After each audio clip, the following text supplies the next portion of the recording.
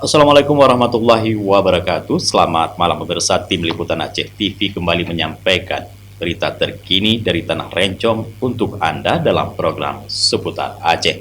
Bersama saya Jufrizal, berikut liputannya.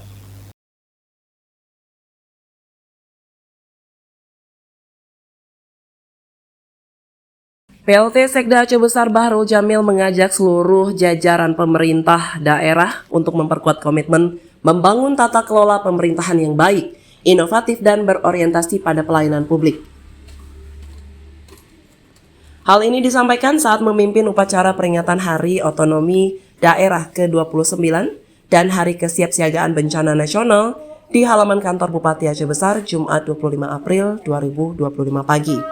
Upacara tersebut turut diikuti oleh unsur Forkopimda Aceh Besar, staf ahli Bupati Aceh Besar, asisten Sekda Kap Aceh Besar, kepala OPD dalam lingkup Pemkab Aceh Besar, kepala sekretariat Lembaga Keistimewaan Aceh Kabupaten Aceh Besar, para kabak Sekda Kap, camat serta ASN dalam lingkup Pemkab Aceh Besar. Bahrul Jamil menekankan pentingnya menjadikan otonomi daerah sebagai sarana mempercepat pembangunan, memperkuat integrasi dan meningkatkan daya saing daerah.